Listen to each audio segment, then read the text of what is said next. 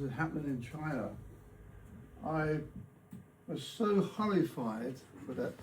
I found all the documents, photographs. I got hundreds of them. I put them on a CD, and then I went up to Downing Street and I got into Tony Blair and said, how can we allow this? I went to see Tony Blair, I went to see Boris Johnson, and Theresa May, who was the local MP for Maidenhead, I went to see her twice. And basically we're an inconvenient truth. They know it's going on. But because we persevered, as they say, the old saying, if you keep silent, you can't change anything. You have to speak up. And that is why, because we've persistently spoken up, that we changed. You know, the British law have now banned anybody going to China for an organ transplant.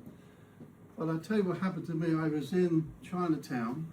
I saw the stand of Falun Dafa, didn't understand what it was about. And it was an old man that gave me the Falun Dafa book.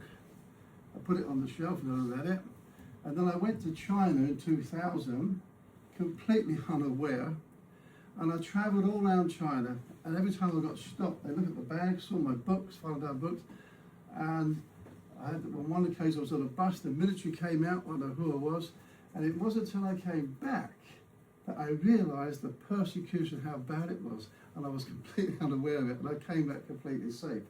And it was from that time that I realised we've got to speak out and make this public known. If some of you are on Facebook, my account is Richard MP. If you type that in, there is a video on there for about 5 or 6 minutes.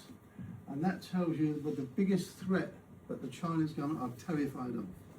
And the police call is vital reaction. When a person dies, they check the skull to see if you have burst blood vessels in the brain. If there's none there, they know you died naturally. If there are thousands of blood vessels, they know you were tortured, your organs were taken out alive. There's a video clip on there, so just type Richard MP and you'll see that video. But that is a powerful bit of information, and that's what the Chinese government are terrified of.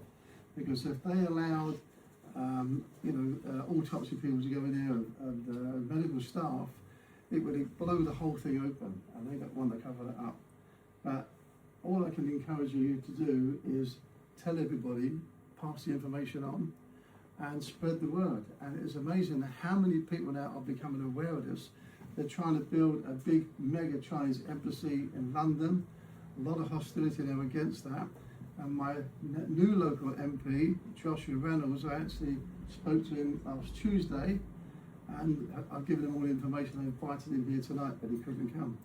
But the thing is that they are aware of that, and the more that the politicians are aware of it, the more greater the issue they will make for us. So we have to keep pioneering it. So I've been doing Falun Dafa as a practitioner for some years, last 10, 12 years. But originally, I didn't know anything about Falun Dafa, I didn't understand it. But all I saw was the persecution, and that's when I thought, this is just absolutely horrifying. We've got to do something about this, and that's what I did. So, excellent film, excellent presentation, very well done. So congratulations on that. Thank you.